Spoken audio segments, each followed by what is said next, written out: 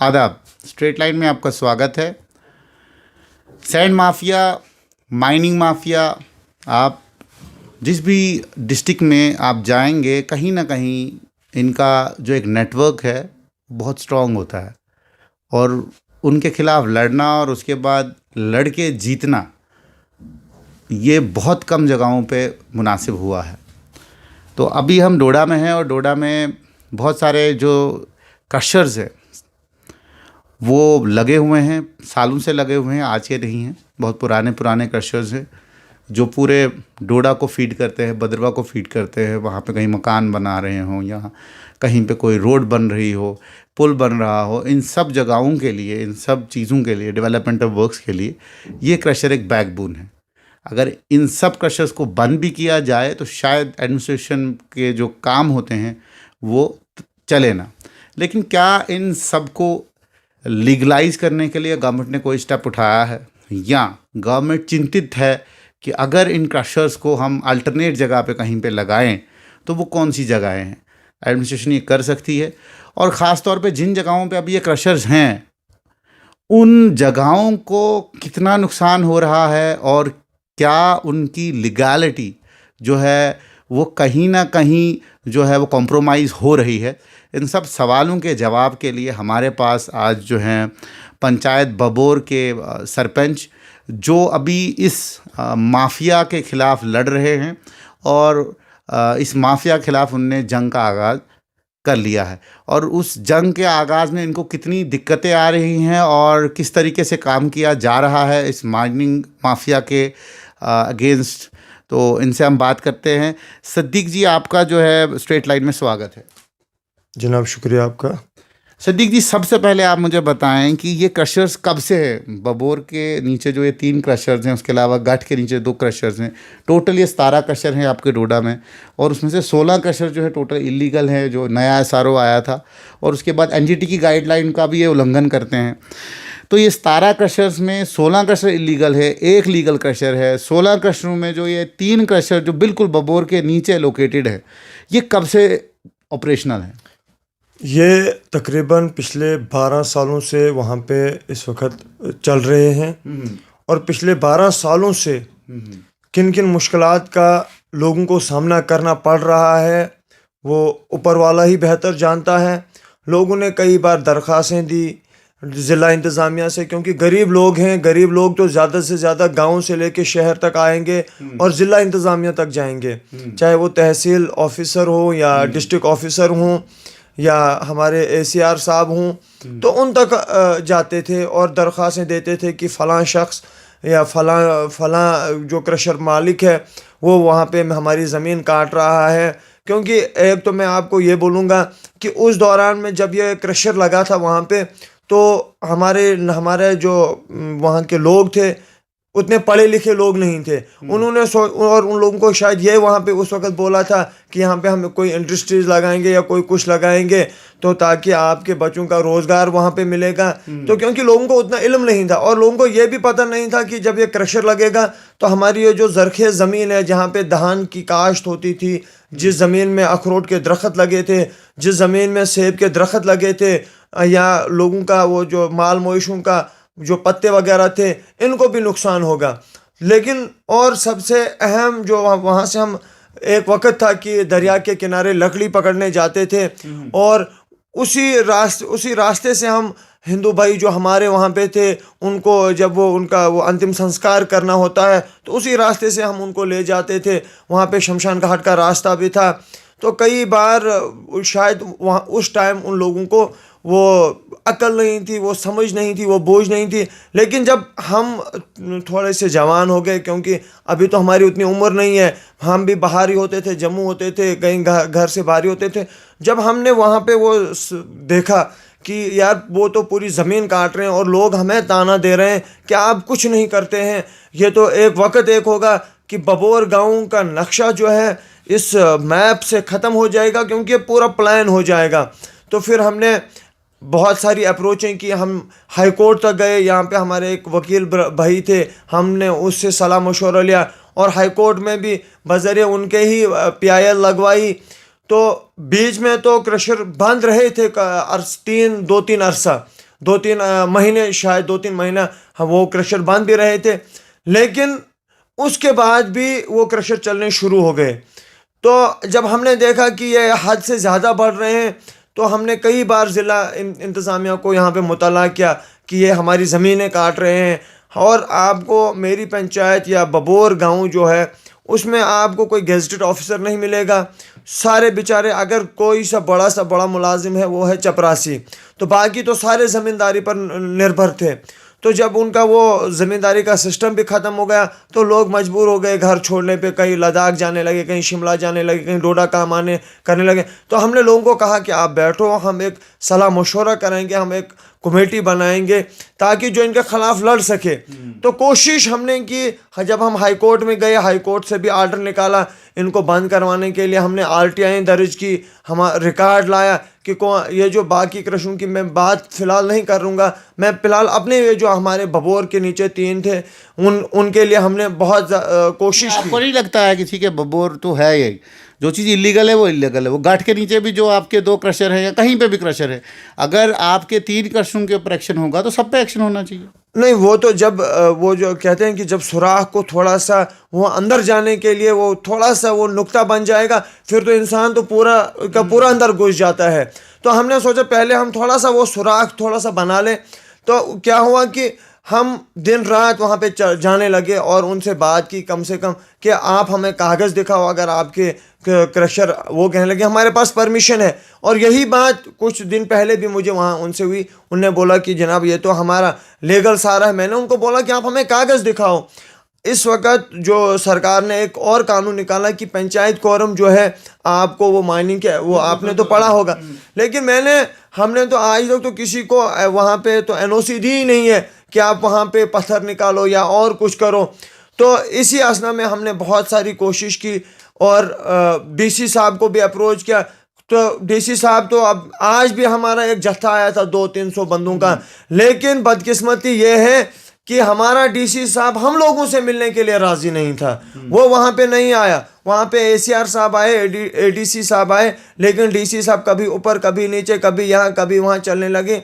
तो मुझे यही वहाँ पे लगा कि शायद दाल में कुछ काला है कि 200 लोग बाहर खड़े हैं और DC साहब इन 200 लोगों से मिलने के लिए राज़ी नहीं आप है। मुझे एक चीज़ बताएं, मिसाल के तौर पर ठीक है आपने क्रशर बंद करवाने हैं, अब 12 साल से लड़ाई चल रही है, ठीक है, 12 साल के बाद आप 2 साल सरपंच रहे, जब सरपंच के इलेक्शन हुए उस वक्त जो थे MLA भी थे यहाँ के डोडा के, तो ख़ास तौर पे उनसे कभी बात हुई कि भाई ये क्रशर इलीगल है इनको, क्योंकि देखें DC डोडा में भी 2 साल हुए होंगे आए हुए या 1.5 साल, क्योंकि DC तो बदलते रहते हैं, ये DC जाएंगे नए DC आएंगे।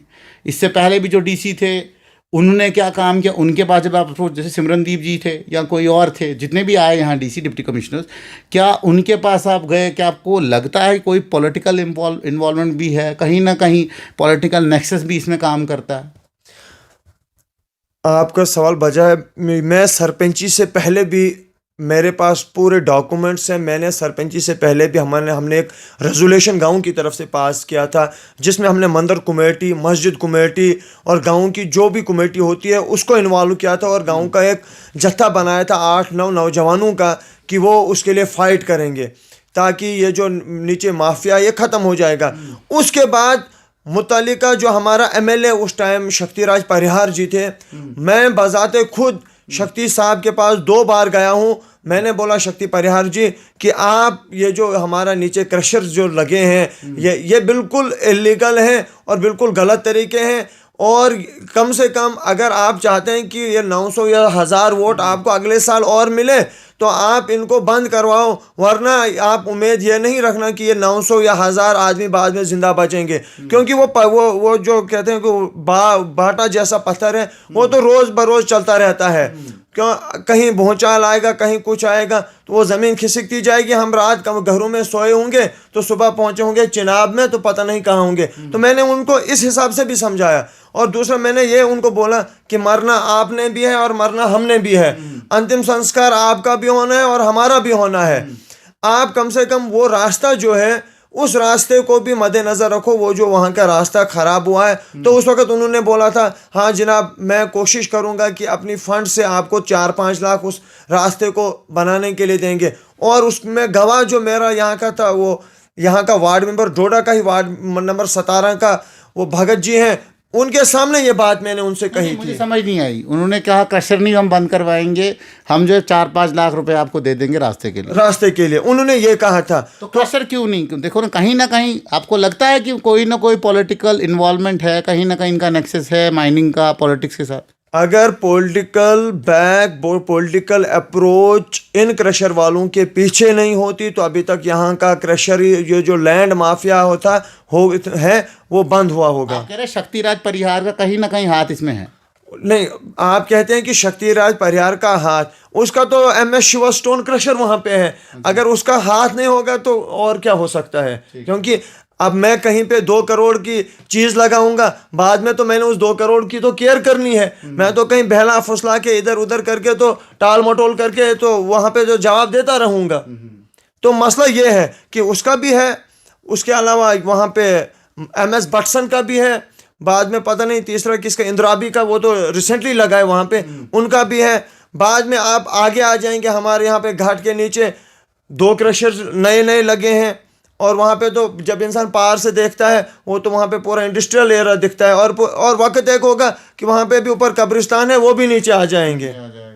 तो कभी गढ़ के सरपंच या जो आपके BDC चेयरमैन हैं, जो आपसे मतलब ये मैं कहता हूँ कि जब आपने कोई स्ट्रगल चलानी है तो सबको इन्वॉल्व करना चाहिए, तो कभी उनसे कभी बातचीत हुई कि मिलके हमें लड़ाई लड़ते हैं? क्योंकि एक बबोर के लिए तो नहीं है, गढ़ में भी जो है गढ़ भी नीचे आ रहा है। मैंने आज ही सुबह, आप डायलिंग में देखोगे कि मैंने आज सुबह ही उस BDC चेयरमैन मैम से बात की थी। कौन है वो? और शरीफा बेगम, ज़ौजा मरहूम मोहम्मद हुसैन वानी साहब।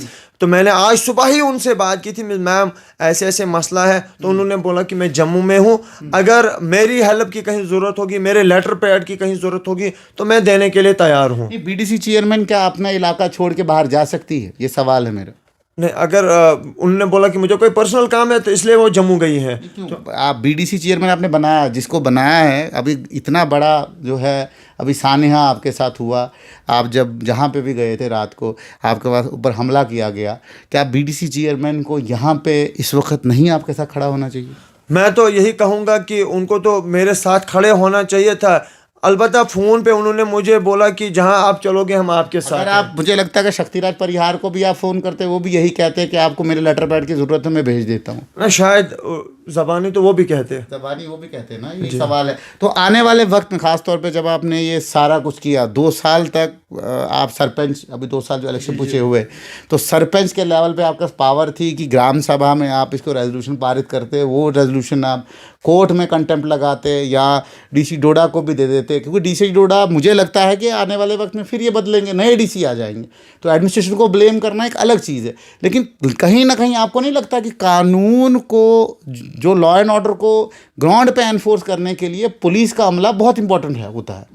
तो पुलिस को कभी DIG डोडा से, डोडा रेंज से आप मिले, कभी SSP डोडा से मिले आप कि सर ये केस है, ये सारे के सारे बंद हैं, ये इलीगल है, DC ने खुद शायद कहा हुआ है कि ये सील किया है मैंने, तो ये कैसे चल रहे हैं? ये DC, मैं यही कहूँगा कि पुलिस अमला से अभी तक तो हम मिले नहीं हैं, क्योंकि हम बजरिया अदालत यानी हाई कोर्ट के ज़रिए या इधर हमने अपनी लोकल जो अपनी अदालत है इसके ज़रिए भी केस लड़ा स्टार्टिंग में। तो उसके बाद फिर हमने हाई कोर्ट में केस लड़ा, हमने कोर्ट का डिसीजन भी इनको दिया कि ये बंद है। कागजों में ये बंद दिखा रहे हैं हमें, कागजों में ये हमें बंद दिखा रहे हैं।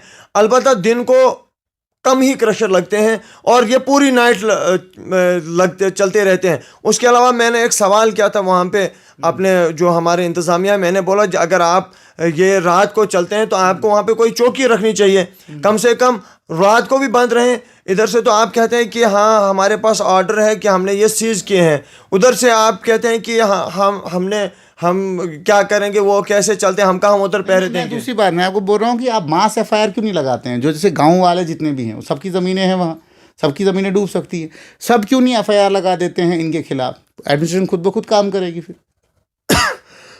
इंशाल्लाह ये भी इंशाल्लाह अब जल्द अज जल्द हमने आज इनको बोला कि हम घर में बैठेंगे और आज या कल हम एक इजलास बुलाएंगे और जो जिसकी वो ज़मीन वहाँ पे साइड में है तो वो शायद इस लालच में होंगे कि हम ज़मीन बेचेंगे तो हमें अच्छी कीमत मिलेगी। तो मैंने यही उनसे कहा कि हम आज शाम को बैठेंगे, इजलास करेंगे, ना हम किसी को ज़मीन बेचने देंगे और ये जो हम एक करारदाद वहाँ पे लगाएंगे और पूरे मर्द व ज़न कम से कम 900 बंदे जो हैं वहाँ पे सारे साइन करेंगे। उसको पंचायत कोरम भी ठप्पा लगाएगी, साइन करेगी और हमारा जो चौकीदार होता है, नंबरदार होता है, और हम एक एक कॉपी, चाहे वो एलजी साहब हों, चाहे वो उनके एडवाइज़र हों, चाहे वो डीसी डोडा हो, चाहे वो कोई भी हो, हम एक एक कॉपी उनको भेज देंगे कि अगर उसके बाद भी अगर हमारे साथ हक का मामला पेश नहीं आया तो मजबूरन, मैंने वहाँ पे अंदर भी एसीआर साहब को कहा कि मजबूरन मुझे 1 हफ्ते के बाद इन लोगों को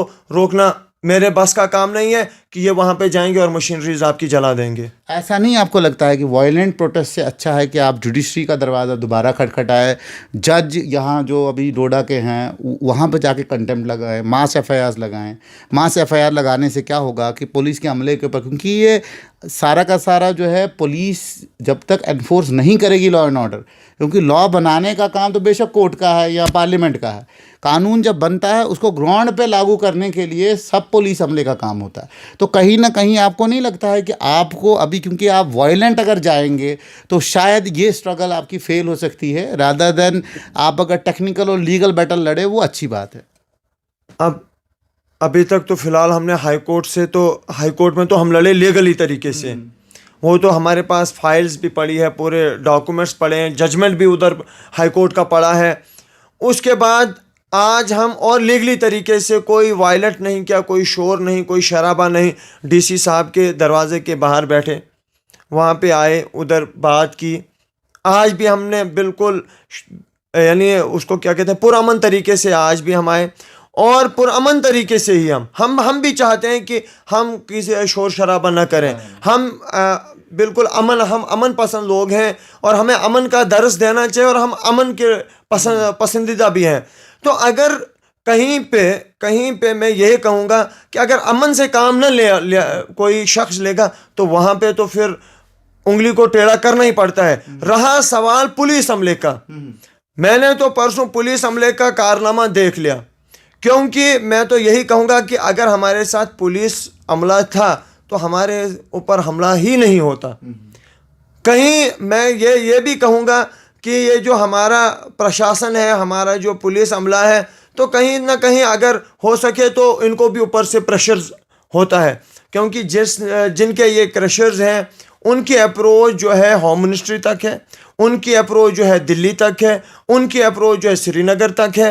वो ऊपर से ही एसएसपी को फ़ोन करवाते हैं और एसएसपी साहब हमारी फ़ाइल पकड़ेगा, हमारी एप्लीकेशन पकड़ेगा, हमें तारीख़ों पे तारीख़ देंगे तो होगा कुछ नहीं, हमें तारीखें देंगे तो वो उनको बोलेंगे दिन को बंद रखो, रात को आप काम करो। प्रतीक जी, कुछ लोग ऐसा भी कहते हैं कि पिछले 2 साल से या 10 साल से 13 साल से ना एक किस्म का जो है क्रशर जो माफिया है वहाँ पे, वो कहीं ना कहीं फीड अप करते थे, बहुत सारे लोगों को पैसे देते थे चुप रहने के लिए। क्या ऐसा कुछ है? कुछ अभी भी जो है आपके इर्द गिर्द ये बातें आपने भी सुनी होंगी, हमने भी ये सुनी होंगी, तो हमने सोचा हम आपसे सवाल करें कि 2 साल तक आपने मतलब इतना वायलेंटली जो है आपने क्रशर को बंद करने की कोशिश नहीं की, सब आप कह रहे हैं कि लीगल बैटल चली, तो कहीं ना कहीं आपको लगता है कि आपकी जो कोरम है उसके बीच में भी कुछ उनके लोग हैं जो शायद शोर ना उठाएं? मैं आपको एक बात बोलूँगा, बाज़ गुमान जो होते हैं सही होते हैं और बाज़ गुमान गलत होते हैं। यानी बाज़ गुमान आपके ईमान को ख़त्म भी कर सकते हैं। मैं पिछले कई सालों से आरटीआई एक्टिविस्ट भी रहा हूं और उसके बाद ये हम अपने ये जो क्रशर्स माफिया है इनके ख़िलाफ़ भी मैंने जंग लड़ी।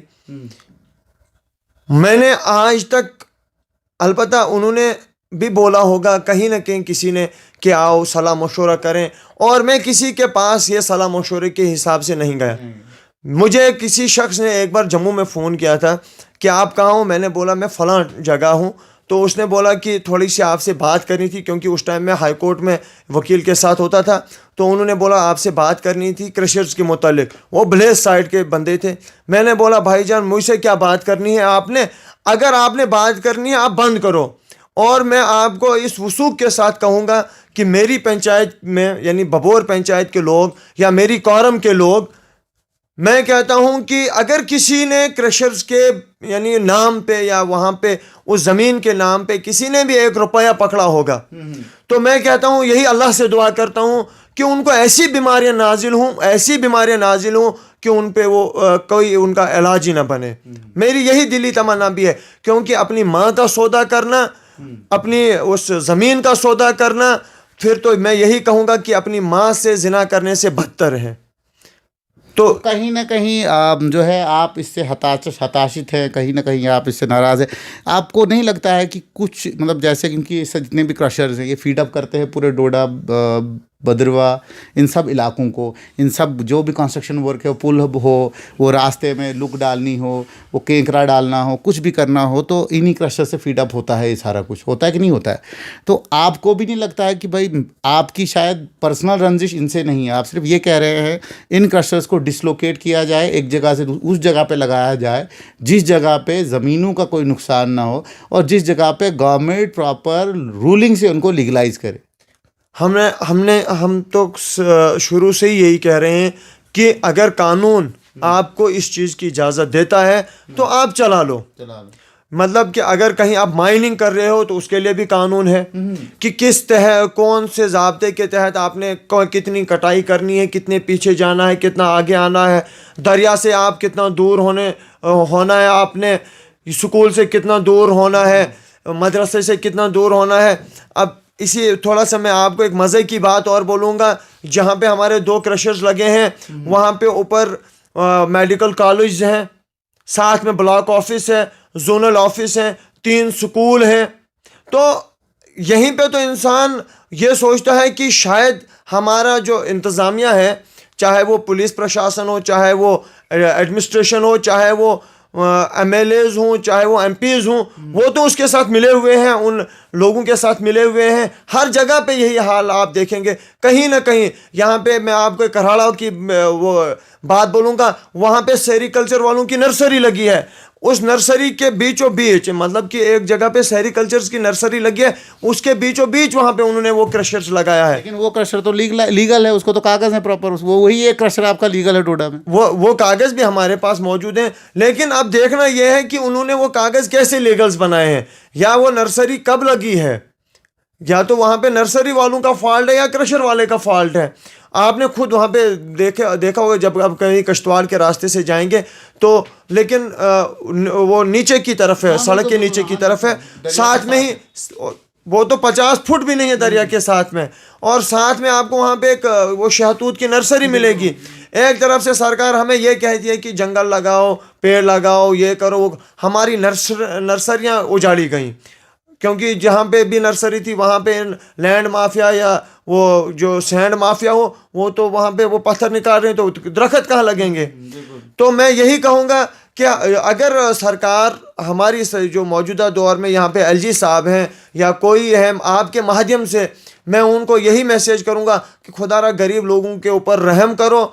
अगर आपने इस कानून को सही तरीके से चलाना है, अगर इस जमहूरियत को आप ज़िंदा रखना चाहते हैं, अगर आप चाहते हैं कि हमारा वो जो UT जम्मू कश्मीर है ये ज़िंदा रहे, तो कम से कम इसमें हर एक, अगर एक गरीब के लिए कानून है तो एक अमीर के लिए भी कानून होना चाहिए। उस अमीर को भी ये कहो कि कम से कम वो अपने वो फाइल जो उसकी है वो उसकी पूरी वो कोशिश करे, पूरे 100 के 100 पेज ठीक बनाए, चाहे वो पंचायत कॉरम्स हो, चाहे वो फिशरीज NOC हो, चाहे वो दूसरी कोई भी NOCs हो, उनको पूरा करके क्रशर्स लगाए, ताकि हम भी चाहते हैं कि ये आपने पहले सवाल किया था कि अगर बजरी नहीं होगी तो लुक नहीं पड़ेगी, अगर बजरी नहीं होगी तो पक्का पात नहीं बनेगी, अगर बजरी नहीं होगी तो आपकी दीवारें नहीं लगेंगी, आपके रास्ते नहीं बनेंगे। हम भी तो यही चाहते हैं कि एक तरफ से अगर कानूनी दायरे में रह के हम काम करें, हम भी देखेंगे कि कितना मज़ा आता है कि कानून के दायरे में रह के काम करना। आप क्रशर्स वालों को क्या मैसेज देना चाहते हैं हमारे माध्यम से? मैं आपके माध्यम से क्रशर्स वालों को यही यहाँ से इल्तमास करूँगा और मैसेज भी करूँगा, इल्तिजा भी करूँगा कि खुदारा ये जो आपके कागज़ हैं, आपके डॉक्यूमेंट्स हैं, उनको पूरा करो, लीगली तौर उनको पूरा करो। और आपको जहां मर्जी है क्रशर लगाने की वहां लगाओ, जहां अगर आपको सरकार इजाजत देती है वहां पे लगा सकते हो।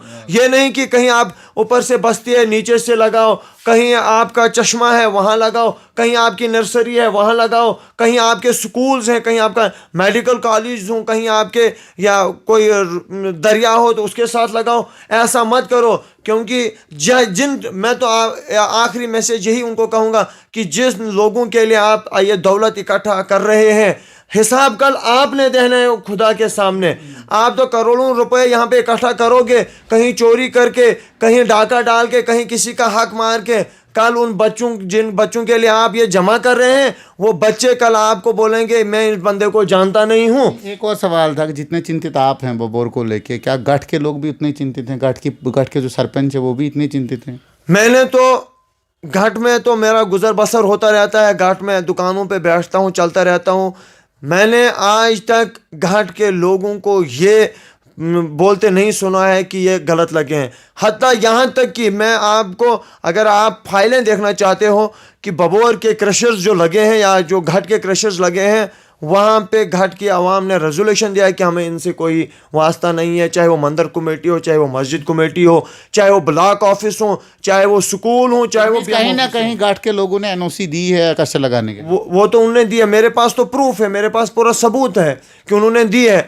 या तो अगर उन्होंने फेक साइन किए, मैंने वहाँ के इमाम को भी एक बार लेटर भेजा था कि रेन्यू विलेज बबोर पड़ता है, तो आप घाट्स वाले क्यों वहां पे एनओसी दे रहे हैं? तो उन्होंने बोला मुझे पता नहीं। मैंने बोला जब आपको पता नहीं, आप मस्जिद में ऐलान करो कि ये हमारी मस्जिद कमेटी की स्टैंप कौन यूज करता है, या मंदिर कमेटी की स्टैंप कौन यूज करता है।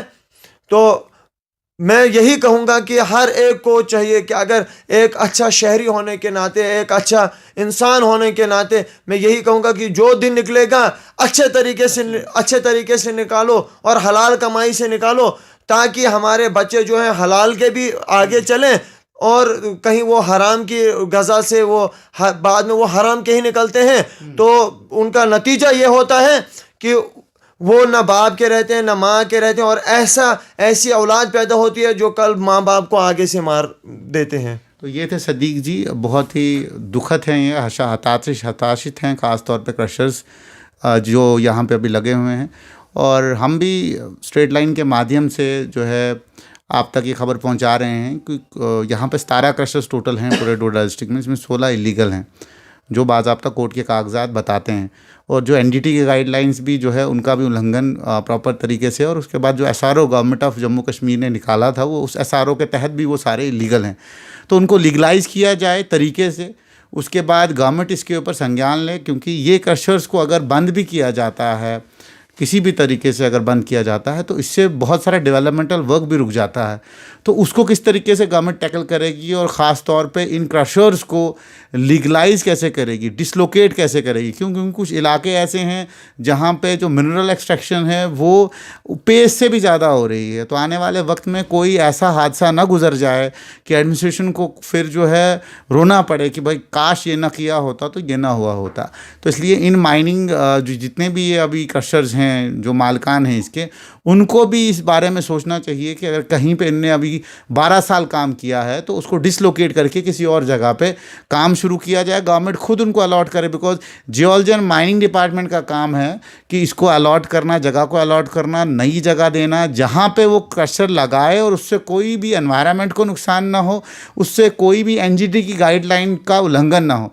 और दूसरी बात यह है कि जो चिनाब के किनारे क्रशर लगे हुए हैं, इनको भी जो है दोबारा से एडमिनिस्ट्रेशन को जो है ऑब्जर्व करना चाहिए, कमेटी बनानी चाहिए। जो कमेटी जो है ख़ास तौर पे कंसर्न सरपंच जितने भी हैं जिनके गाँव में वो क्रशर्स लगे हुए हैं, उन पंचों को, सरपंचों को भी उसमें लाया जाए कि उनके सामने एक कमेटी का गठन हो और कमेटी एक रिपोर्ट फ्रेम करे कि इसका आने वाले वक्त में किस तरीके से हल निकाला जाए, और आम इंसान जो इससे हताशत हो रहा है और नुकसान जिसको हो रहा है, उन लोगों की नुकसान की भरपाई कौन करेगा। ये सारे सवालातों के जवाब जो हैं ये एडमिनिस्ट्रेशन ने देने हैं। और ख़ास तौर पे जो डिस्ट्रिक्ट मिनरल ऑफिसर है जिनका असल में ये काम है इसको चेक करना, वो उनकी कान पे जू भी नहीं रेखती है। न तो वो यहाँ दिखते हैं, जो थे यहाँ पे वो ट्रांसफ़र होकर किश्तवाड़ गए हैं और आज यहाँ पे डिस्ट्रिक्ट मिनरल ऑफिसर कोई भी नहीं है। तो इसलिए जल्द से जल्द यहाँ मिनरल ऑफिसर लाया जाए, ईमानदार मिनरल ऑफिसर लाया जाए, जिसमें इतने गार्ड्स हों कि वो इन क्रशर्स को भी ये बोल पाए कि आप या तो अपने आप को डिसलोकेट करें प्रॉपर गाइडलाइन के तहत और कागजात पूरे कर लें, लीगलाइज हो जाएं, किसी भी इंसान को कोई भी आपत्ति नहीं होगी। तो जुड़ते रहें आप स्ट्रेट लाइन के साथ, आपको ऐसी खबरों से हम रूबरू करवाते रहेंगे।